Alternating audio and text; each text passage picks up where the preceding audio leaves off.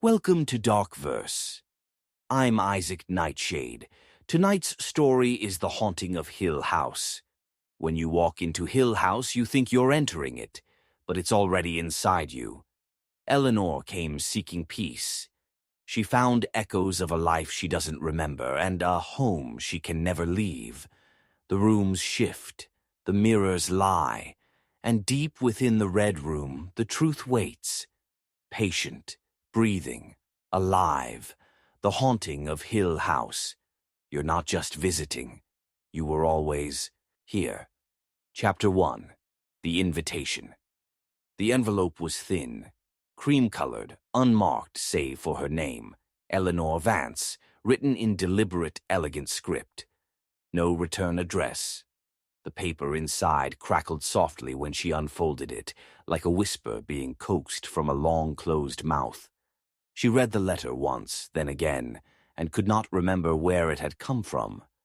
Dear Ms. Vance, you have been selected to participate in a short-term psychological study concerning the manifestation and perception of fear. Accommodations have been arranged at Hill House, beginning the 12th. Your presence is requested, Dr. M. Montague. There was nothing else, no instructions, no explanation, just the stark implication that she had agreed to something, somewhere, without realizing it. She folded the letter carefully and placed it on her bedside table. Then she lay back down and stared at the ceiling of her rented room. The paint was peeling in one corner. A dark stain, spread outward from where the ceiling met the wall. A water leak, maybe, or something older, more ingrained. She stared at it so long it began to resemble a figure. Arms, maybe. A bowed head. She turned away. Sleep came as it always did.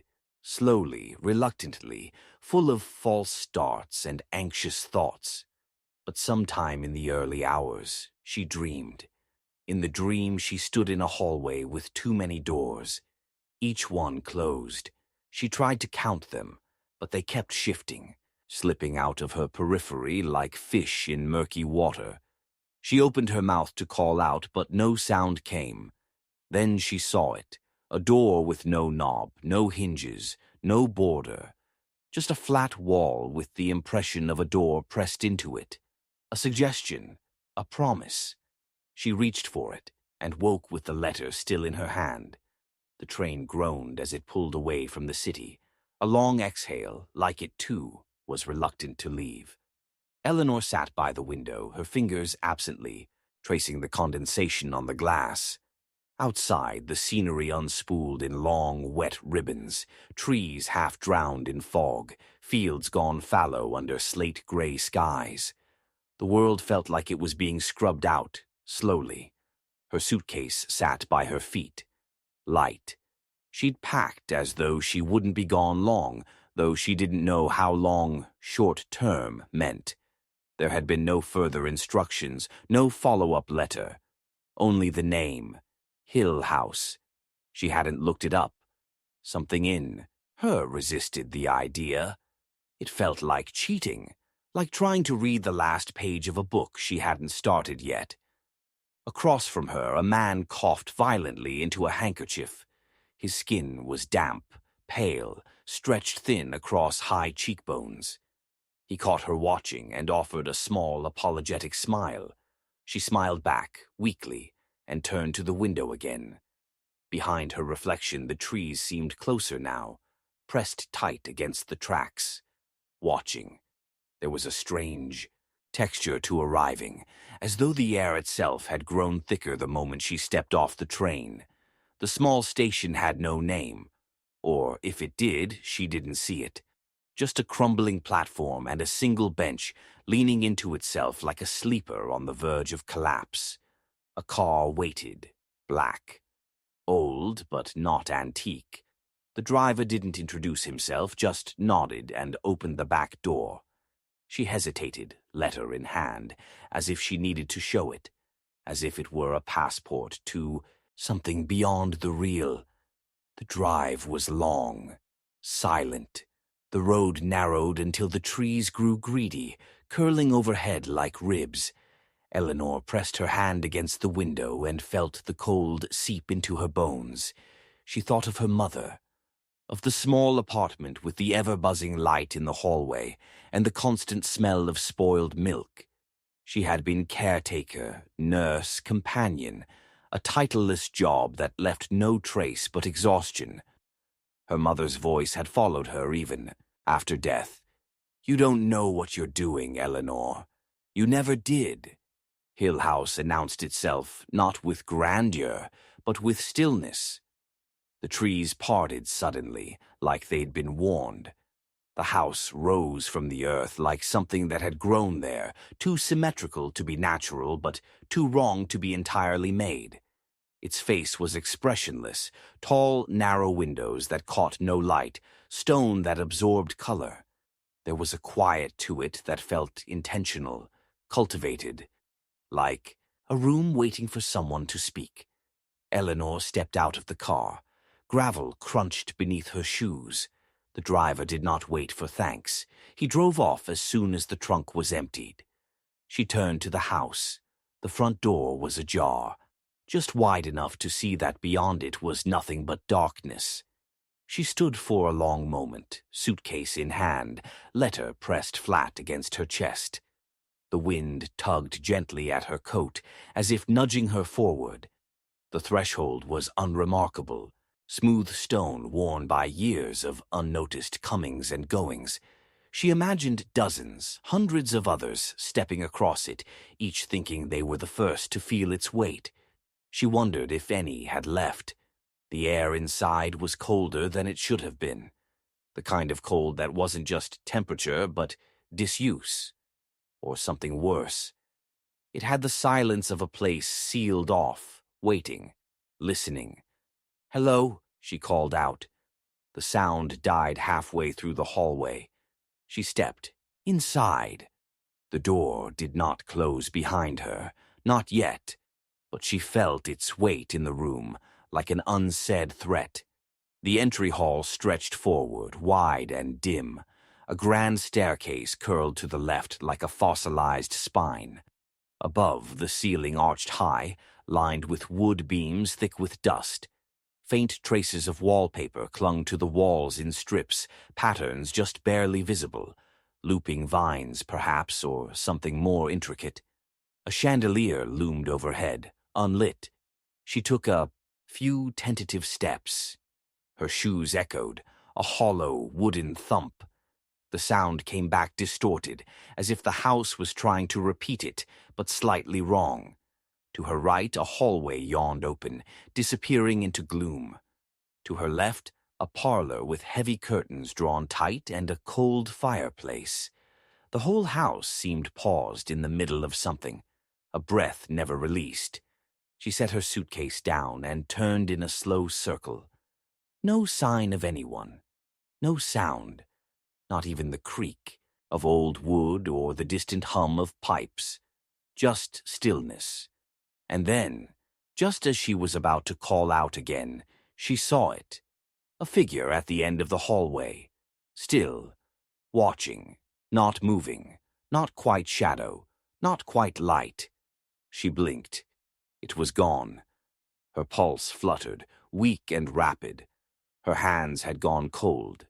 She reached for her suitcase, but her fingers trembled and missed the handle.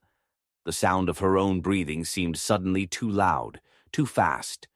Behind her, the front door began to swing shut, slowly, without force, as though the house had simply decided.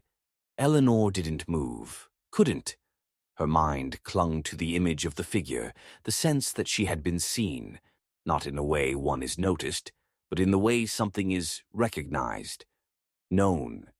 The door clicked shut behind her, and the hallway lights turned on, one by one, leading inward, deeper, as though inviting her to follow.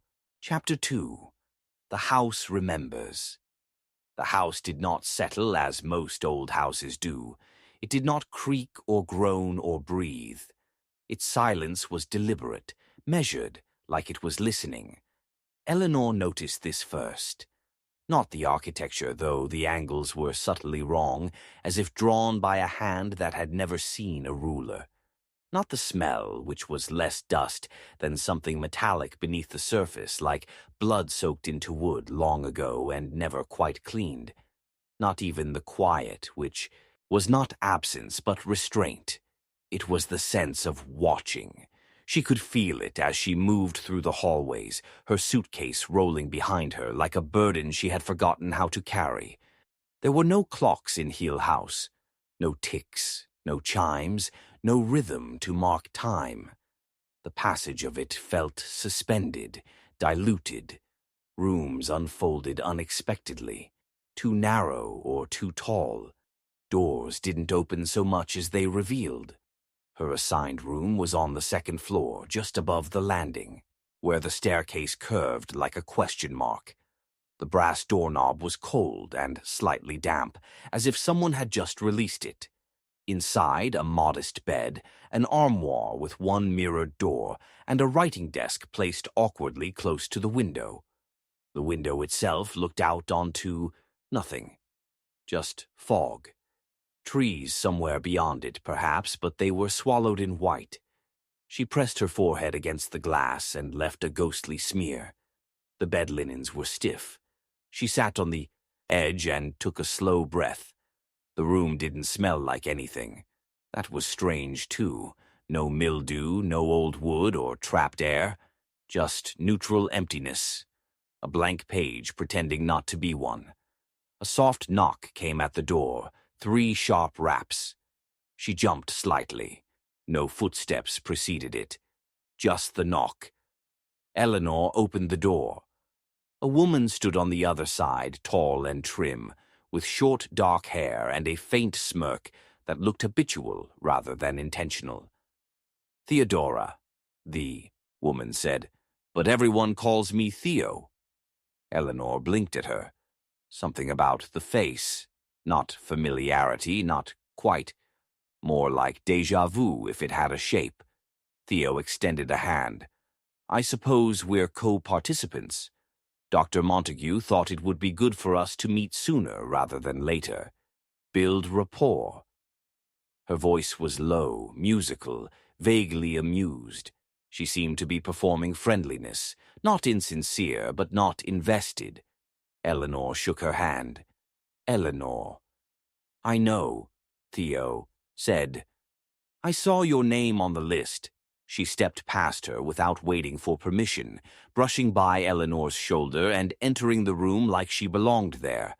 Eleanor didn't stop her. It felt easier not to. Theo inspected the armoire, opened a drawer, tapped a finger against the mirror. "This one's clean," she said. "Mine's fogged at the edges. Makes my face look unfinished." Eleanor offered a smile, unsure how else to respond. Theo turned to her then, tilting her head. "You seem familiar," Theo said. Eleanor's stomach tightened. "Have we met before?" Theo asked. "No," Eleanor said. "I don't think so." But even as she said it, the certainty wavered. There was something, a tone maybe, a gesture, like remembering a dream not by its events, but by the feeling it left behind. Theo didn't push it. She shrugged, gave a thin smile, and said, "Dinner's at 7, apparently. You should come." And then she was gone. Eleanor stood in the doorway a moment longer, listening to the sound of her footsteps receding. They didn't echo properly. The floorboards didn't protest her weight. It was like the house was swallowing the sound, or storing it. Luke arrived during dinner. He was too loud, too quick to laugh, a kind of practiced charm that didn't quite stick. He had the air of someone used to being ignored and overcompensating for it. His hands moved too much when he spoke. Eleanor noticed he didn't look directly at her, or anyone, really. His gaze flicked over, then away. As if eye contact were a mirror he didn't want to see himself in. Dr. Montague was nowhere to be seen. A note had been left in the dining room, written in the same crisp hand as Eleanor's invitation. He would arrive tomorrow. Please make yourselves at home. The dining room had high ceilings and a chandelier thick with dust. The walls were lined with wallpaper the color of dried moss. Theo ate slowly, delicately. Luke barely touched his food. "It's strange," Theo said at one point, twirling her wineglass by the stem. "Being in a house that doesn't feel abandoned, but also doesn't feel lived in. Like it's waiting." "For what?" Luke asked. Theo looked at Eleanor. "That's the question, isn't it?" Later, Eleanor returned to her room. She stood by the window again, staring into the thick fog. She couldn't see the moon, but the light pressed faintly through the mist, like a breath against fabric. The house made no sound, not even the distant noises she'd expected. Pipes, old wood settling, wind against the windows. It was unnatural, but not in a dramatic way. Not haunted, not exactly. Just aware, like it was choosing stillness. She changed slowly. The mirror watched her. Her own reflection didn't quite match. She turned her head and the image followed a half-second late, as if reluctant.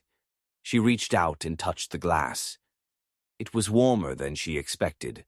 The sheets were too stiff to be comfortable.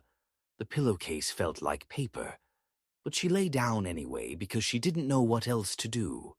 Sleep took longer this time. Not because of fear exactly, but because something in her, something small and cautious, didn't want to relinquish control. She turned onto her side, then onto her back, then side again. Her thoughts looped. Theo's voice, Luke's hands, the mirror, the fog. Then a sound, soft, too soft, like breath. Her name. Eleanor. She sat up, heart already racing. Nothing. She held her breath. Again. Faint. From behind the wall. Eleanor. Not urgent. Not a warning. A whisper. A reminder. She stood, walked to the wall slowly. It was bare. A soft gray with peeling edges where the wallpaper had surrendered. She pressed her palm to it. Cold. She waited. Nothing. Then, so softly she almost didn't hear it, something moved. Inside the wall. A scrape. Like fingernails. Or someone shifting slightly to make room. She stepped back quickly, and then silence again. Her breath fogged in the still air. She turned and walked to the door. Opened it. The hallway was darker than it had been earlier. No light from the chandelier above, just faint ambient illumination from below, barely enough to see. Across the hallway, Theo stood outside her own room, barefoot, staring at Eleanor. Neither spoke. Theo's face was unreadable. Her arms were loose at her sides. She looked tired, or maybe tranquil, or maybe vacant. "I heard," Eleanor began, but stopped. Theo raised a finger to her lips. Not a shush, just a gesture. Slow. Intentional. Then, softly, she closed her door. Eleanor stood in the hallway a moment longer, listening. And in the silence behind the walls, she swore she heard movement again. Not whispering this time. Breathing. Slow, steady, measured. Not hers. She turned to go, back into her room, and stopped. Her suitcase was open. She hadn't opened it. The contents were undisturbed, almost carefully so.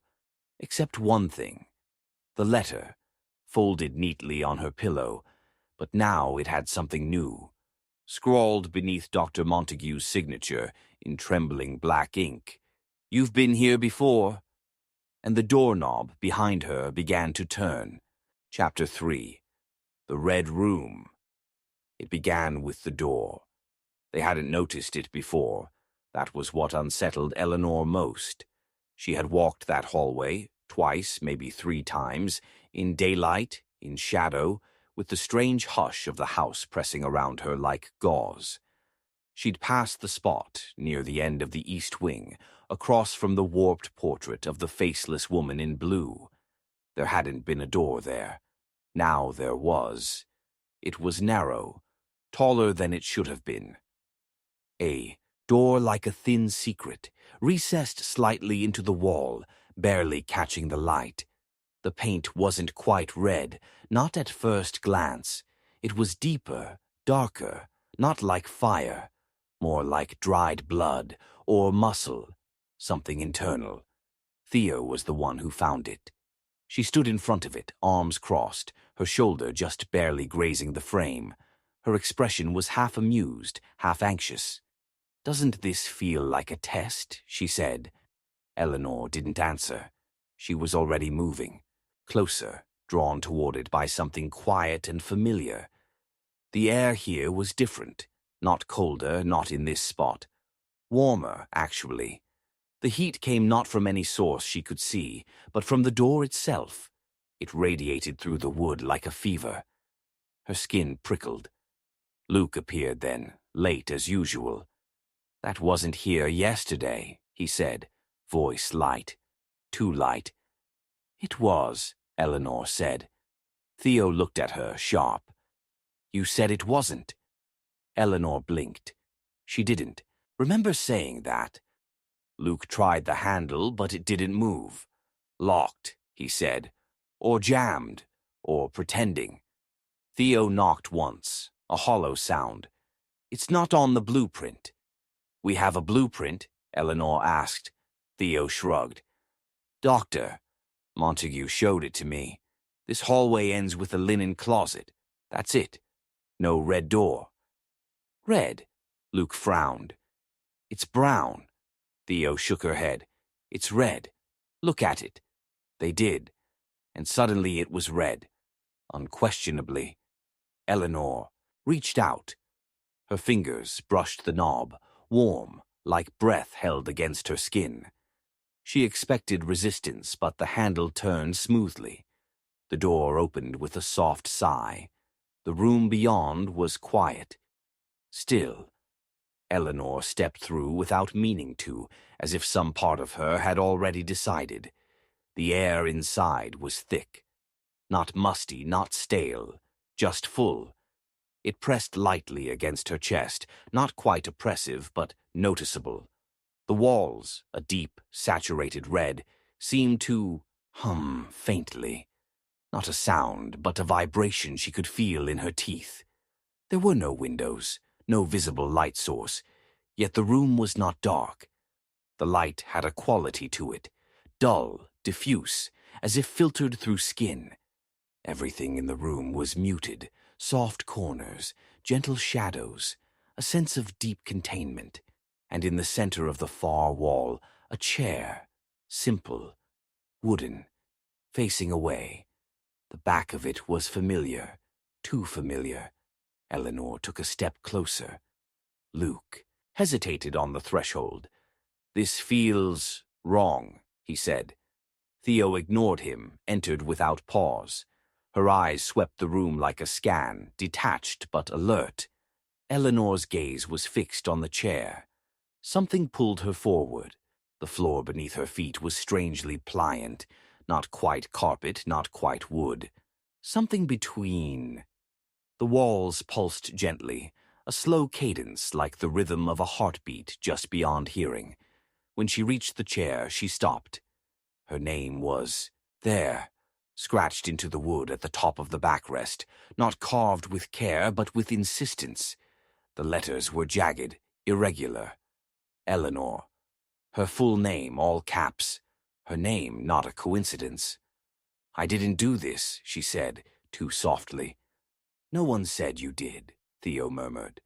Luke moved closer, slowly now. "That's messed up." Eleanor reached out and ran her fingers across the letters. The grooves were shallow but definite. Old, not fresh. They'd been there a while. She sat. Theo inhaled sharply. "What are you doing?" she asked. "I don't know," Eleanor whispered. "I think I've sat here before."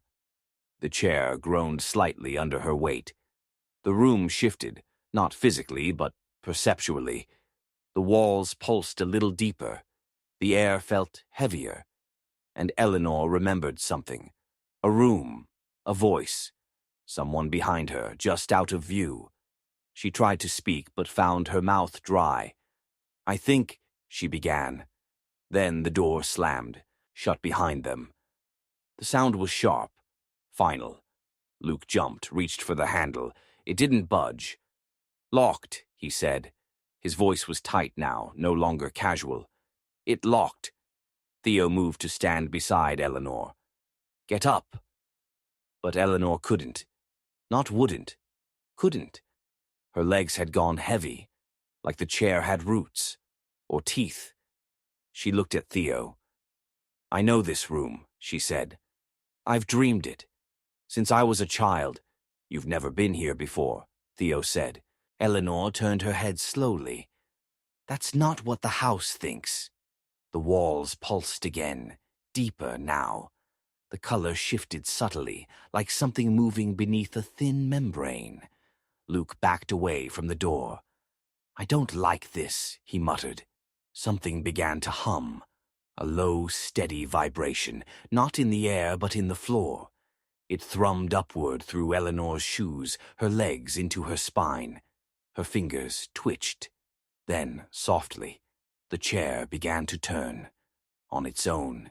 Eleanor felt it before she saw it, the subtle rotation of her body, as if guided by an unseen hand.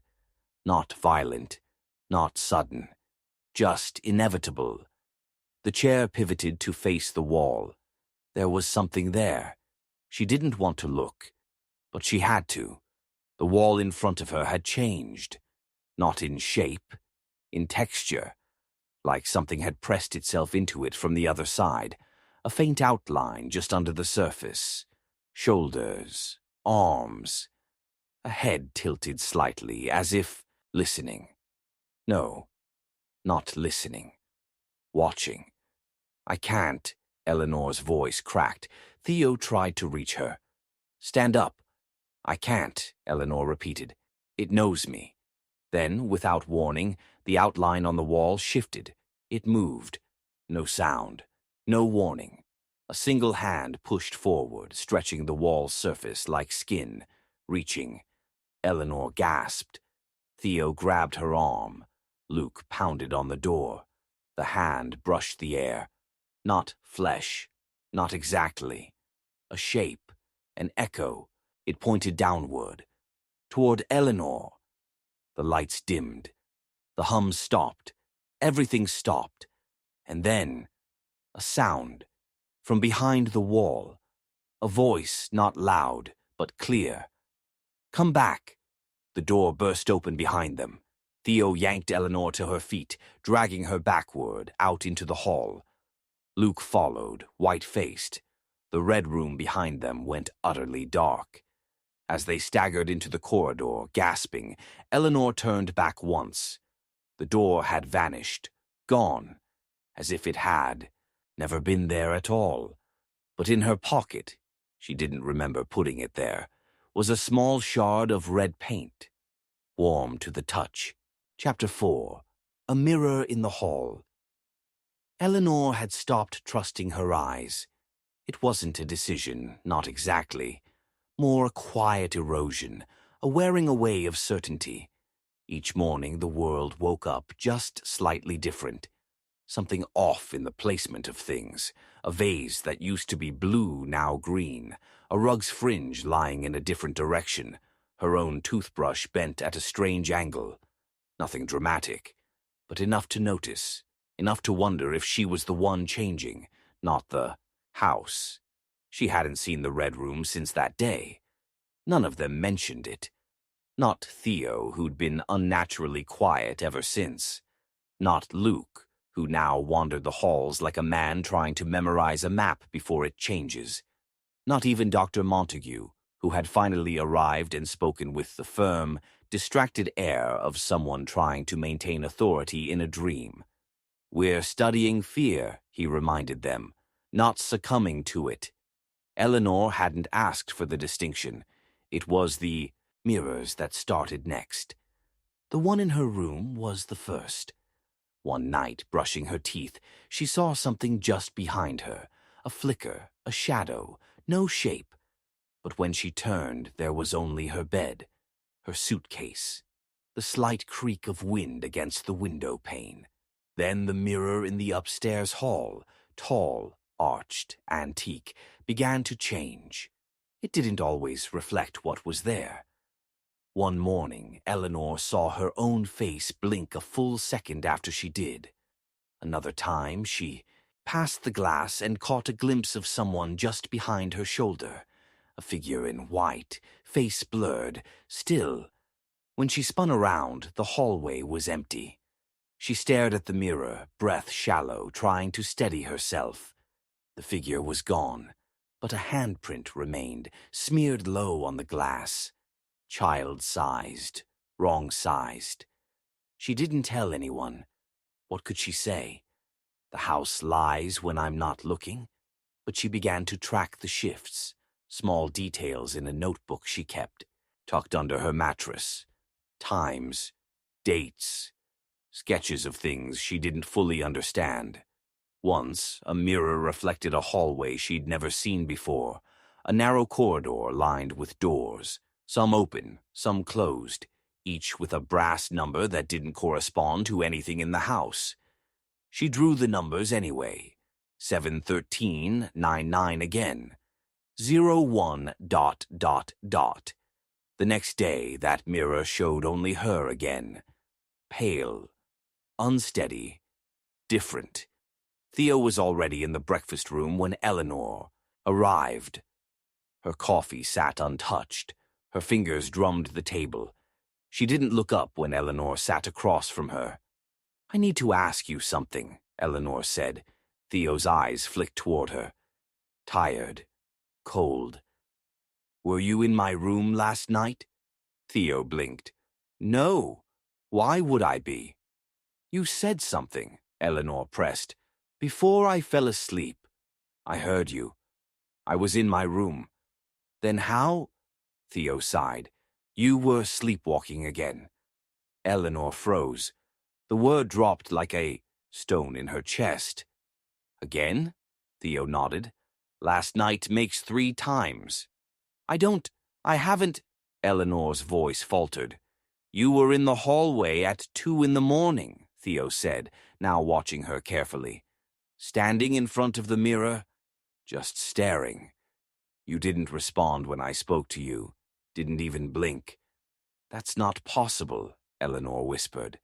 "I locked my door." "You were outside of it," Theo said. "I followed you." A beat of silence passed. Then, "Where did I go?"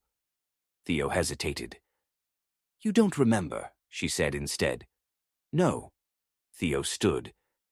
"Then maybe don't ask questions you don't want the answers to." She left without another word. The hallway felt longer now. Eleanor wandered it after dusk, alone, wrapped in her sweater.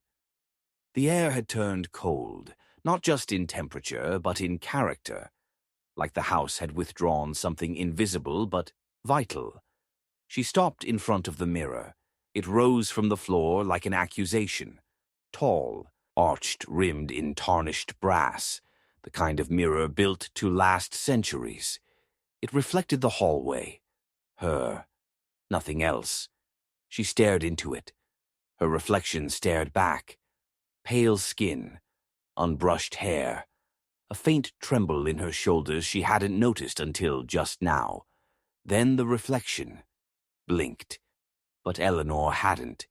She felt her heart seize, stared harder. The reflection took a step forward. Eleanor didn't move. Then it stopped, returned to position, blinked again, this time in sync. Eleanor reached forward and touched the glass. It felt warm, warmer than it should have, warmer than skin.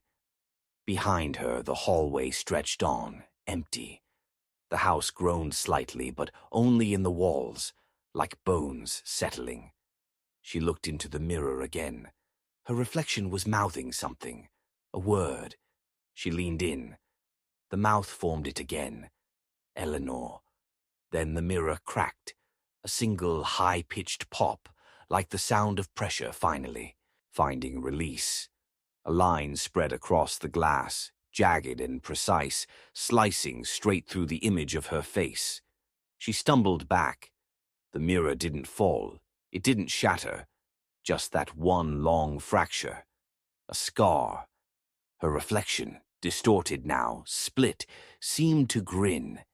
Eleanor turned and ran. She didn't sleep. She lay in bed, stiff under the covers, every creak and sigh of the house amplified, made larger by her imagination. She counted the seconds between each gust of wind. She whispered her name under her breath, just to remember how it sounded from her own mouth.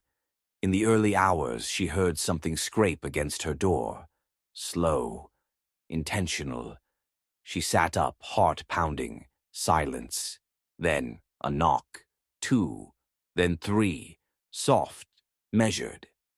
Eleanor crept to the door, pressed her eye to the keyhole. Darkness. She opened it. Nothing there. But across the hallway, in the mirror, someone was standing. Not her. Not quite. She stepped, back slowly, eyes wide. The door clicked shut behind her on its own, and the lights went out. Chapter 5. Patterns. It began with a line. Eleanor noticed it one morning, tracing the corner where the wall met the ceiling, a fine crack that hadn't been there the night before. It was subtle, barely visible unless the light caught it just right, a jagged thread across the pale wallpaper. She ran her fingers along it. The paper felt warm beneath her touch, as though something behind it was breathing shallowly.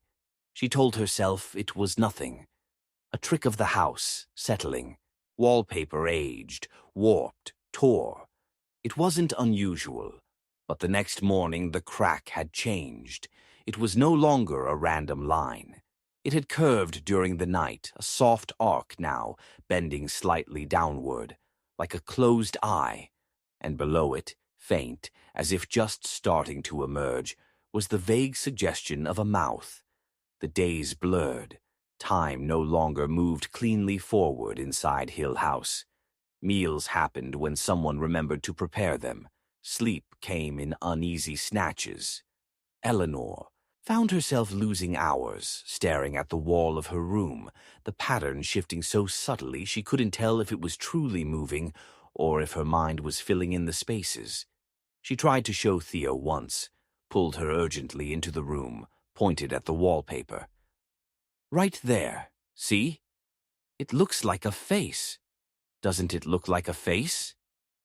Theo's expression remained placid, mildly annoyed. She tilted her head, squinted politely. I don't see anything, she said.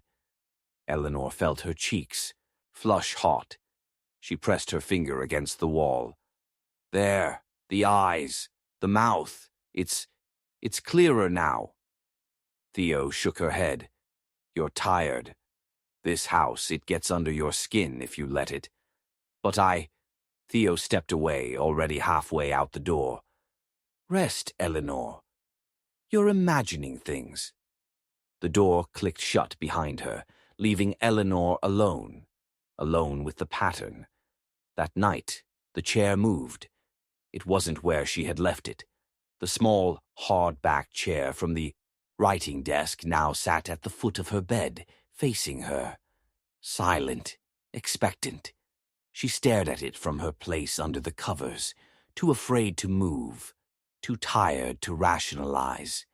She closed her eyes, tried to will it back into place with thought alone. When she opened her eyes again, it was closer. Just a few inches, maybe. Enough. Eleanor didn't sleep. She pulled the blankets up to her chin and watched the chair until dawn peeled reluctantly through the fogged window. By morning, the chair was back at the desk, as if nothing had happened. The next night, the pattern on the wall smiled at her. Not with kindness, with recognition. By now, it wasn't just a vague suggestion. It was detailed, A wide, slack mouth, deep-set eyes that seemed to shimmer faintly when the light shifted. Lines like fingers curling down the corners of the wall, reaching, Eleanor thought, absurdly, of a body pressed flat behind the paper, slowly pushing through. She turned away from it, refused to look, lay on the bed with her back to the wall, arms tucked tightly to her chest. She whispered to herself, "It isn't real, it isn't real, it isn't real," until her voice cracked and frayed. She closed her eyes. Sleep came sharp and sudden. When she woke, she was standing, not in her room. The air was warm, close, thick with a faint iron tang that coated her mouth and nose. The red room. She knew it before she opened her eyes fully, before she saw the walls. That deep, muscle-red color, pulsing gently as if alive. Before she noticed the chair, still there, facing the far wall. Eleanor staggered back, heart hammering against her ribs, the cotton nightdress clinging damp to her skin. She reached for the door without thinking, the door she hadn't entered through, but as her hand touched the knob, it slammed shut. Hard. The echo ricocheted around the room. She whirled around, chest heaving. The chair had moved again. It was, facing her now. Atop the seat, a thin slip of paper rested, fluttering slightly in the heavy, unmoving air. Eleanor hesitated, then stepped closer. The paper was old, yellowed, brittle around the edges. Her name was scrawled across the top. Below it, a single sentence, written in a hand she recognized but could not name. "We are waiting for you to remember." She dropped the paper. It floated, unnaturally slow, and landed face up. The walls pulsed again, faster now. The red room seemed to breathe. Something in the shadows moved, not toward her, not yet, but shifting in place, rearranging itself, becoming. Eleanor backed toward the door, groping blindly for the handle. It wouldn't turn. It felt soft, yielding under her fingers, almost organic. A sound rose in the room. Low, rumbling. Not a growl. A voice, calling her name. Eleanor. She pressed her back against the door, body rigid, heart slamming so violently she thought she might burst apart. From the inside, a crack appeared in the far wall, a jagged black wound splitting the red. Something behind it, something trying to get through. The crack widened, a sliver of darkness. Wet, moving. The air grew heavier, thick enough to choke. Eleanor closed her eyes. When she opened them again, a hand had pushed through the crack, pale, trembling. Fingers groping blindly, reaching toward her, and from somewhere deep inside herself, deeper than thought, deeper than fear, she felt a pull, a recognition. I know this hand. The walls shuddered, the hand beckoned, and Eleanor, against every instinct, against everything she knew about survival, about sanity, about self, took one step forward. Just one. The door behind her dissolved, and the room swallowed her whole. Chapter 6. Theo isn't sleeping. Eleanor began keeping a journal because she needed proof. Proof she wasn't imagining things, that the distortions in the house, and in herself, were real, traceable, visible. Proof that time was still moving forward, that she still existed, linearly, in ways she could understand. She found a battered leather notebook in the library, abandoned on a crooked shelf between 2 volumes of moth-eaten theology. It felt strange in her hands. Too warm, almost oily, but she took it anyway. It smelled faintly of smoke and something sweet, rotted. Each night, she wrote. Small, tight entries, observations, things she was sure of. Monday, chair moved again. Heard breathing from the wall. Woke up standing in hall. Theo said I was sleepwalking. Tuesday, found a crack in mirror. Shape behind it? Hard to tell. Theo avoiding me. Luke missing at breakfast. No one mentions. Wednesday. Woke up in red room. Again. Wall. Opened. Hand. Theo isn't sleeping anymore. She kept the journal hidden beneath her pillow, wrapped tight in a worn t-shirt. But then the writing changed. She didn't notice at first. Her own handwriting, small, careful, began to appear. Wrong. Subtle differences. A heavier hand, deeper gouges from the pen, the slant of the letters unfamiliar. She told herself it was exhaustion, anxiety, the slow attrition of the house wearing her down. Until the entries described things she hadn't seen, hadn't done. Thursday. Eleanor screamed during the night. Don't remember. Theo said it wasn't a dream. Walls listened. Basement smells of earth and iron. Friday. The red room is opening again soon. It remembers the bargain. Saturday. Theo whispered the plan to Eleanor. Eleanor agreed. Eleanor doesn't remember agreeing. She stared at the words, breath shallow, hands trembling slightly. She hadn't written these. She knew she hadn't. Yet the ink was hers. The journal was hers. The handwriting, almost hers. She turned the page. A date she hadn't lived yet. Tomorrow's date. A single line. Tomorrow, the door closes. Theo holds the key. Eleanor follows. She slammed the journal shut and shoved it back under the pillow. Her heart was hammering so loudly she was sure the house could hear it. The walls seemed to flex slightly, as if leaning in. She needed answers. She needed Theo. Eleanor found her in the parlor, curled up in one of the high-backed chairs beneath the dead chandelier, legs tucked neatly under her. She wasn't reading. She wasn't doing anything at all, just sitting, hands folded, staring into the cold fireplace as if there were something there no one else could see. Theo, Eleanor said, voice breaking slightly on the name. Theo didn't turn. You're upset. Eleanor approached slowly. The air felt thicker near Theo, denser, heavier. I need to ask you something, Eleanor said. Theo smiled faintly, a smile that didn't reach her eyes. You always do. Eleanor faltered. Something in the way Theo said it. A familiarity, a long-worn patience, like a caretaker indulging a difficult child. You're writing in my journal, Eleanor accused. Now Theo turned. Her eyes gleamed strangely in the low light. Amused, affectionate almost. I'm not writing anything, she said. You are? I'm not. I didn't write. Eleanor's voice rose, cracked. She pressed her fists against her sides to stop their shaking. There are things in there. Things that haven't happened yet. Theo's smile deepened. You're remembering, she said.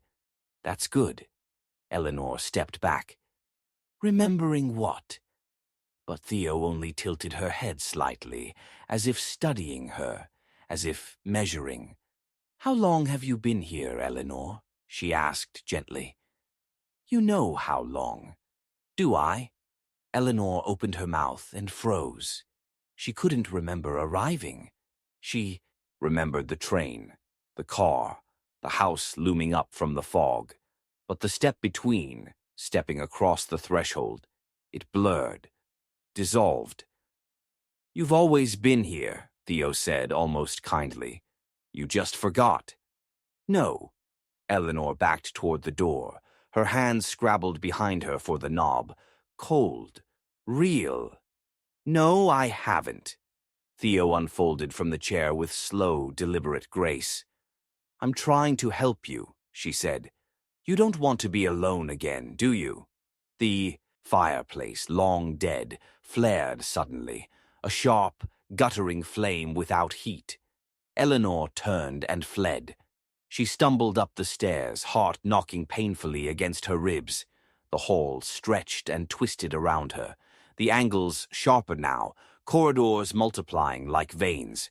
The mirrors along the walls seemed to lean forward, capturing her from impossible angles. Reflections of herself, running, staggering, falling. She burst into her room and slammed the door shut. The journal lay on the bed, pages fluttering, though there was no breeze. On the open page, tonight, Eleanor chooses. Her legs buckled. She sat heavily on the edge of the bed, staring at the words as if they might rearrange themselves into something safer. She wanted to believe Theo was lying, that the house was tricking her. But a part of her, the small, whispering part she could no longer silence, remembered the feeling. I've always been here. She opened the journal again, flipping to the next blank page. Her hand, unbidden, reached for the pen lying nearby. It moved, without her thinking. She watched in numb horror as the pen began to write. A single word, downstairs. As if pulled by a thread, she rose. Her feet carried her to the door, to the hallway, to the grand staircase winding downward into the mouth of the house. At the bottom, Theo stood waiting, silent, smiling.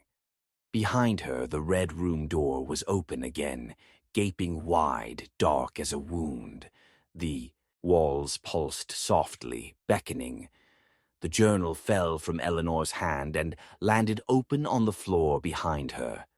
The final written line, "This time she stays." And from deep within the red room, something whispered her name, not in malice, not in threat, in welcome. Chapter 7. This is the room where it happened. Luke was gone.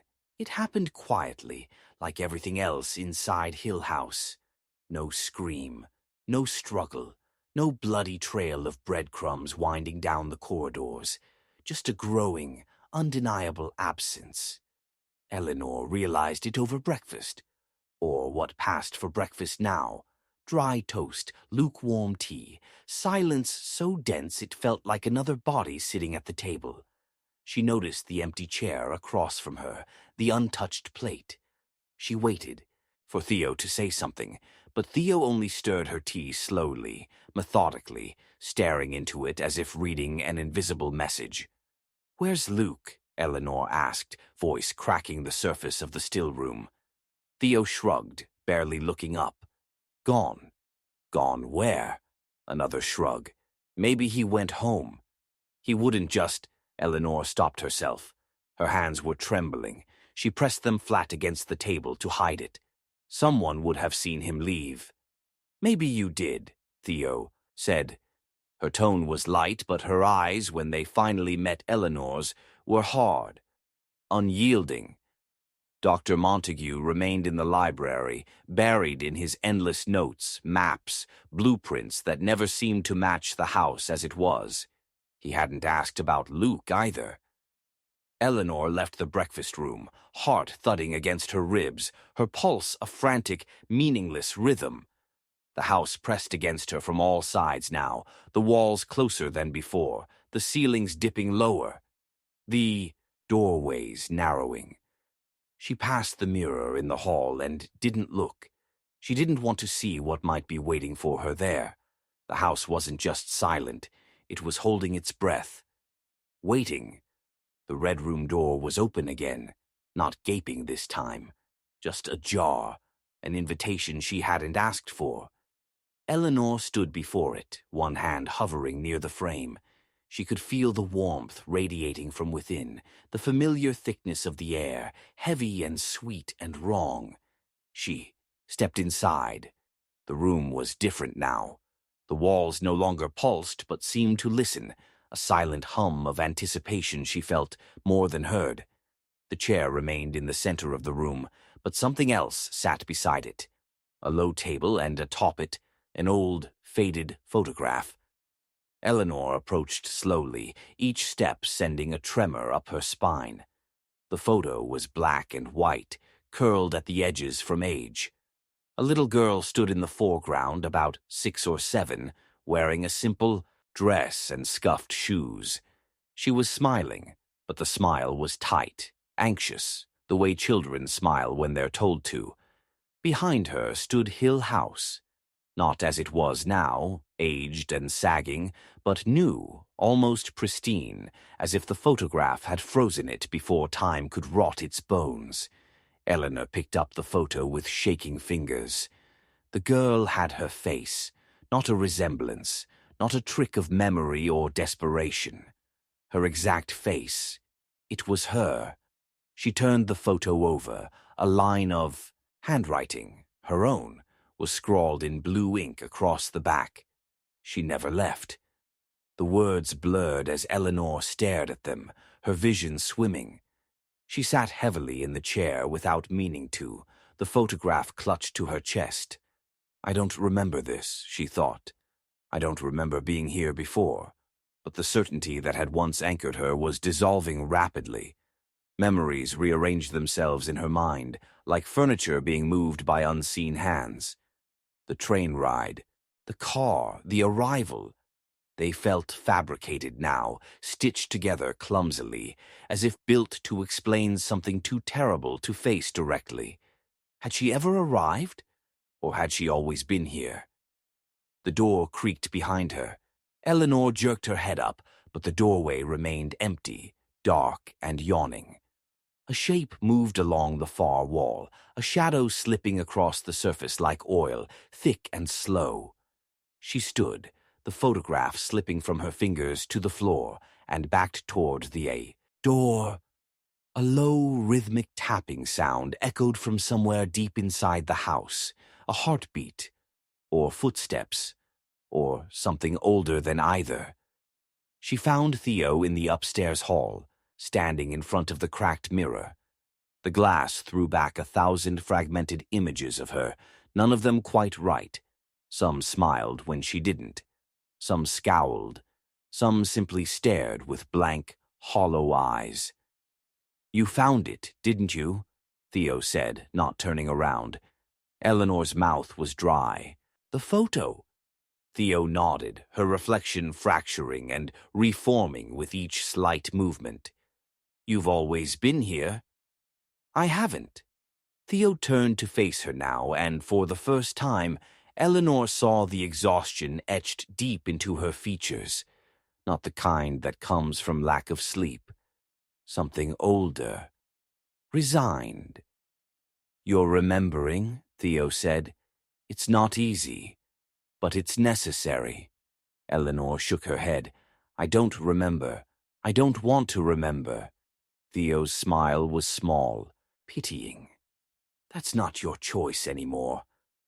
Behind her, the mirror cracked again, a hairline fracture spidering outward with a soft, brittle sound. The house groaned beneath their feet. That night, Eleanor lay awake in her bed, staring at the ceiling. The pattern on the wallpaper had returned, more defined now. Faces, dozens of them stretching across the walls, mouths open in silent screams or laughter. She couldn't tell which. The house breathed around her, a slow, steady inhalation. She could feel in her bones. She clutched the journal to her chest, but when she opened it, the pages were blank. Every entry she had written, every desperate attempt to assert her reality, was gone. Only one page remained, tucked into the very back. A map, not of the house, of the Red Room, and in the center a word scrawled in frantic, looping script. Home. The tapping sound grew louder, closer. Something was coming down the hallway. Steady, relentless. She pressed, herself against the wall, holding her breath. The doorknob rattled once, twice, then the door began to open, slowly, without resistance. Eleanor squeezed her eyes shut. When she opened them, the Red Room was on the other side, not the hall. The Red Room, waiting. And standing inside it, impossibly still, was Luke, or what had been Luke. He smiled at her, but his eyes were wrong, his mouth opened, and in a voice that wasn't his, he whispered, Welcome back. Chapter 8. I'm not her. The first time Theo called her Nell, Eleanor didn't correct her. It slipped out so casually, mid-sentence, as though it had always been her name. Theo had been standing in the hall examining a faint crack that ran jaggedly down the length of the wall. She didn't look at Eleanor when she said it, just tossed the name over her shoulder like a stone into a still pond. "Nell, come look at this." Eleanor blinked, uncertain she had heard correctly. A sharp, instinctive rejection rose in her throat. "That's not my name." But when she opened her mouth, nothing came out. Only a small, breathless sound, barely human. She walked over and looked at the crack instead. Later, when Luke, or whatever remained of him, muttered Nell as she passed him in the shadowed hallway, she said nothing. When Dr. Montague, absent-minded and glassy-eyed, called her Nell during one of his endless mutterings about observation and containment, she still said nothing. "It's just the house," she told herself, but she wasn't sure she believed it, because something inside her stirred when she heard the name. A flicker of familiarity, slippery and cold, like reaching into a pond and feeling something brush your hand from beneath the surface.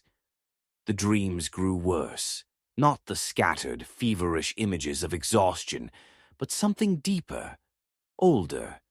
Full narratives played out behind her closed eyes, vivid and unrelenting.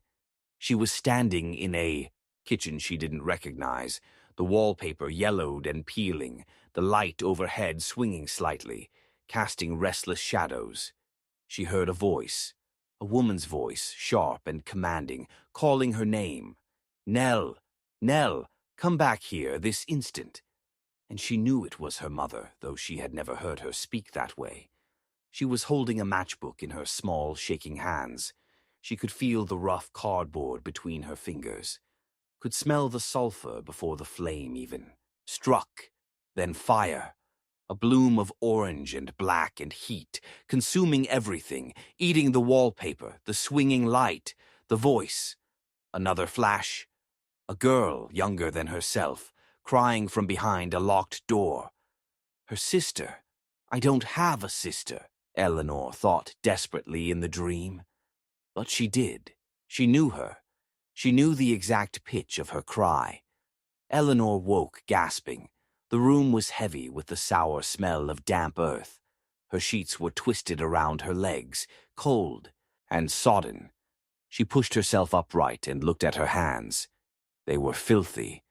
Caked under her fingernails was dark, clotted dirt, the kind that came from digging, from burial. She scrambled from the bed, heart thundering, wiping her hands on the sheets in frantic, useless swipes. The dirt clung to her skin, stubborn and wet. The house was breathing again, long, low inhalations that made the walls seem to pulse around her. Her head throbbed with fragmented memories. The fire, the locked door, the match flaring to life between her small fingers, the smell of burning hair, her mother screaming her name, "Nell, Nell, what have you done?" But that wasn't her. That wasn't her life. Was it? The house seemed to be waiting for her when she stepped into the hall. The wallpaper along the corridor had warped further, the patterns forming shapes almost too distinct to be accidental. Skeletal trees, endless hallways within hallways, doors with no handles, no hinges. Faces peering out from behind twisted curtains of vines. As she moved past the cracked mirror, she caught her reflection and froze. The woman looking back at her wasn't quite right. It was her face, but younger, or older, or simply other. Her hair hung limp and wet around her face, her skin sallow, her eyes wide with a desperate, pleading look Eleanor didn't recognize as her own. Her lips moved. Eleanor leaned closer. The reflection whispered, so softly she almost missed it. "You are already inside." The mirror cracked further, a thin thread spiraling outward from the center like a spider's web. Eleanor backed away. The house shifted around her, groaning softly, aligning itself toward an inevitable end. She found Theo waiting at the foot of the grand staircase. Theo's face was pale, almost translucent in the dim light, her eyes twin hollows of recognition. "You're almost ready," Theo said. "For what?" Eleanor's voice sounded small, broken in, the vast hush of the house. Theo smiled, a sad, knowing smile. "To come back," she said. "I don't remember," Eleanor pleaded. I'm not who you think I am." Theo tilted her head. "You're exactly who we think you are." Eleanor shook her head violently, feeling the loose dirt scatter from her hair, her skin, as if she were shedding pieces of herself onto the floor. "I'm not her. I'm not Nell." Theo's smile widened just slightly. "You can't fight what you are, Eleanor. The house remembers, even if you don't." A low rumbling vibrated through the floorboards, deep and rhythmic. The red room door stood open again across the hall, and now Eleanor could see, not the room, not the chair, but a staircase leading downward into darkness, into something deeper and older than the house itself, into the place where it had all begun. She turned to flee, but the corridor behind her had vanished. In its place, walls, soft and glistening, pulsing gently like the inside of a living thing. The way back was gone. There was only forward, only down. Theo extended a hand. "Come home," she said. And as Eleanor hesitated, the last sliver of herself, the small, stubborn part that clung to the belief in a life before Hill House, began to slip away piece by piece, like dirt washed from a grave. She stepped forward, and the house, waiting, exhaled at last. Chapter 9. We close the door. The house no longer obeyed its own architecture. Hallways folded inward like paper seams. Doors opened onto staircases that spiraled not up or down, but inward, tightening around themselves. The walls seemed to breathe in long, low rhythms, shivering with each exhale. Even light, when it appeared, was sickly and strange, soft green or bruised purple, casting no real warmth. Eleanor followed Theo through corridors that bent unnaturally, her bare feet, silent against the cold floor. Her nightdress clung to her damp skin, stained dark at the hem with water, or something thicker. Theo didn't look back. "You have a choice," Theo said, voice low and steady. "You always did." "What choice?" Eleanor asked. Theo didn't answer. Her footsteps echoed strangely, distorted by the shifting dimensions of the hall. Sometimes she seemed far ahead, sometimes only an arm's length away. Eleanor tried to match her pace, but the distance between them kept changing. "You'll understand when it matters," Theo said over her shoulder. Eleanor pressed a hand against the wall for balance and recoiled. The surface was warm and yielding, like flesh stretched too thin over something moving beneath. She pulled her hand away, but it left an imprint. 5 pale fingers pressed into the wall, slowly fading. They passed a doorway, yawning open onto a dark, descending staircase. Theo paused. "Not yet," she murmured, almost to herself. They kept moving. Doors opened and closed without sound. Some showed glimpses of other rooms, half-familiar spaces, a childhood bedroom, a hallway she thought she remembered from somewhere before, a kitchen lined with empty chairs. In one room she saw her mother's face, just for a second, in the window pane, calling her name in a voice too broken to understand. The smell found her before she saw the room, thick, fetid, a rot that clung to the back of her throat, a mix of damp earth, spoiled meat, and something metallic, old blood.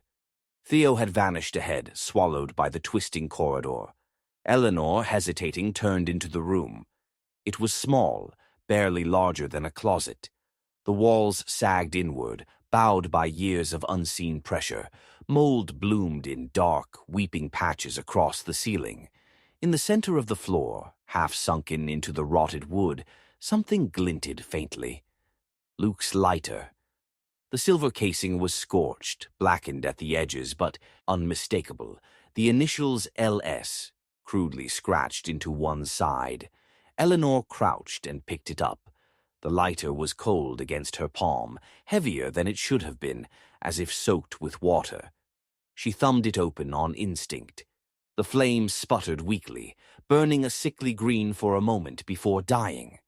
She stood, the lighter clutched tight in her hand. The air in the room thickened. The walls seemed to flex toward her. She turned to leave, and froze.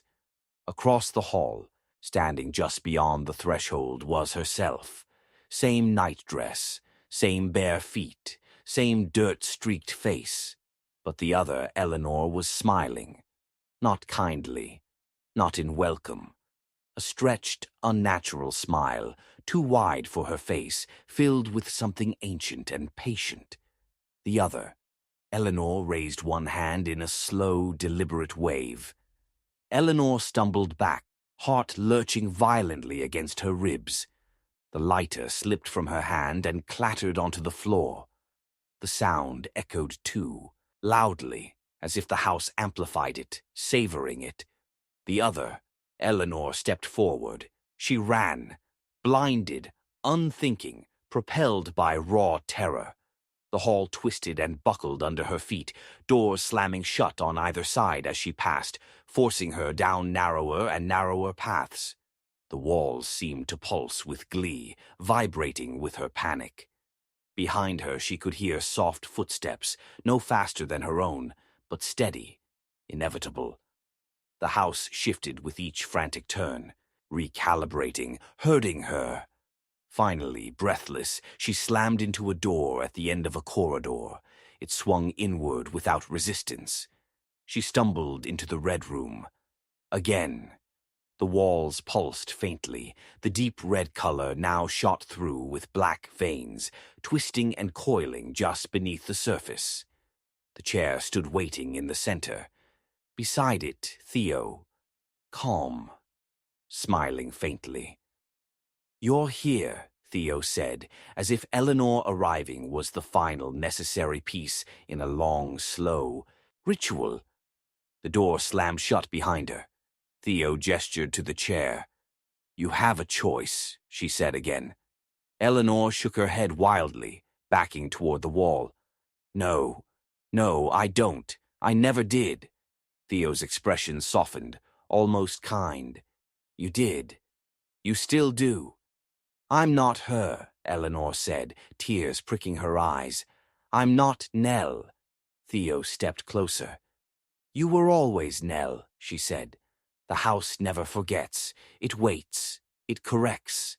The walls pulsed harder now, a low, resonant thrum vibrating up through Eleanor's feet into her teeth. The chair beckoned. The other Eleanor stood in the corner of the room now, silent, watching, smiling. "You can stay," Theo said. "Become whole again." "Or?" Eleanor asked, voice shaking. Theo's smile didn't falter. "Or you can run." A long pause. "And be hunted. Forever." The house exhaled a long, slow breath, hot and fetid. Eleanor closed her eyes. Flashes crowded her mind. Fire swallowing a kitchen. A ball sister's cry behind a locked door. A match struck by a small, trembling hand. The matches, the fire, the choice. She opened her eyes. The chair waited. Theo waited. The other Eleanor waited. And the house always waited. Eleanor took a step forward. The lighter lay at her feet, Luke's initials barely visible through the grime. She picked it up. Her fingers closed around it. The flame hissed to life. And she realized, with sudden aching clarity, that the house wasn't breathing. It was laughing, softly, patiently, welcoming her home. Chapter 10. Home. There was no outside anymore.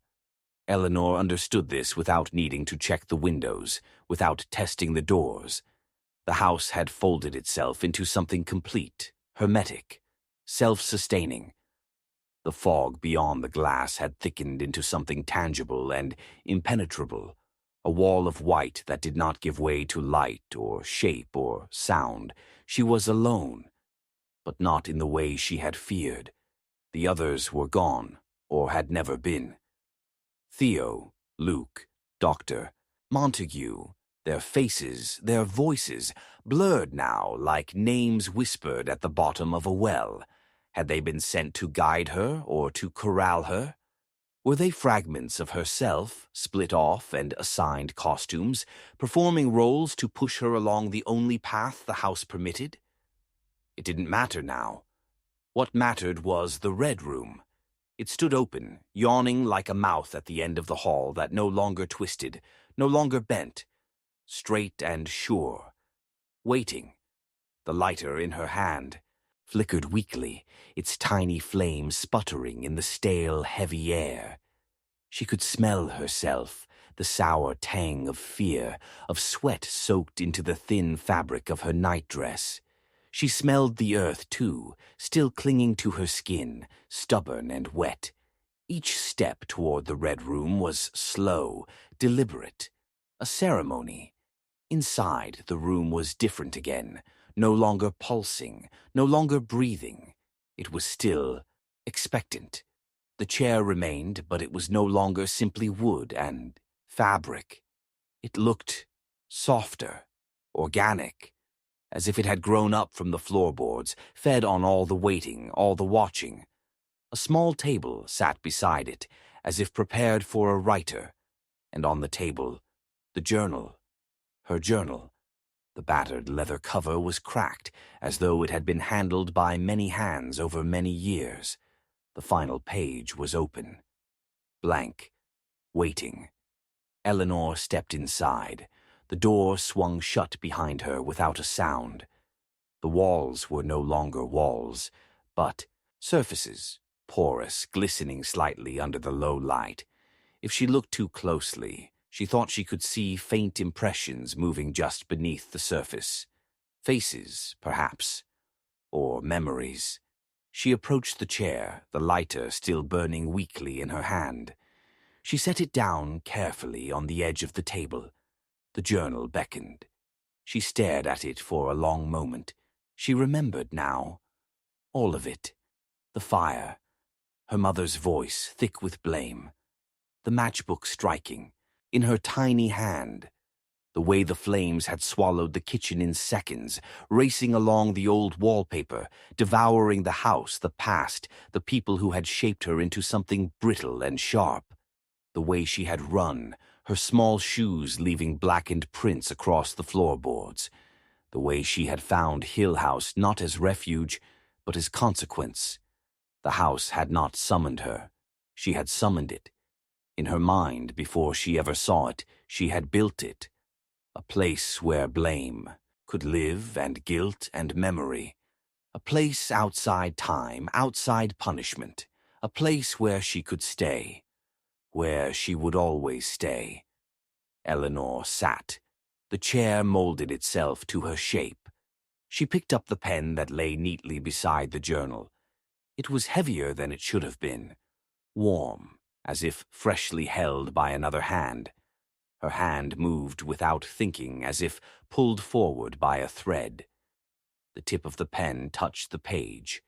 For a moment she hesitated. A breath caught. In her throat. She could almost hear voices, not angry, not pleading, calm, reassuring. This is where you belong. This is what you were made for. She pressed harder. The pen began to move. The first line formed. Eleanor Vance lived all her life in Hill House. The words blossomed from the page like roots, like veins. Beneath her feet, the floor shivered slightly, settling around her. The lighter's flame guttered once, then died. Eleanor looked up. Across the room, a mirror had appeared where there had been only blank wall. She rose, the journal slipping from her lap, the pen rolling to the floor. She approached the mirror. Her reflection smiled. It was not a cruel smile, not malicious. It was the smile of someone who had finally found their place. Her reflection lifted a hand. Eleanor mirrored it. Fingers pressed against the glass. The surface was not cold. It was soft, pliable. She pressed harder. The mirror gave way. Her hand sank through. The glass rippled around her wrist, her arm. The house thrummed with quiet approval. She took another step forward, feeling the surface close around her like warm water. The reflection enveloped her, welcomed her. And as she passed through, just before the world folded inward one final time, she heard Theo's voice, gentle and certain. "We don't leave. We never leave." The journal lay open behind her on the table, the pen rolling to a stop. The last words written on the page, "She is home,"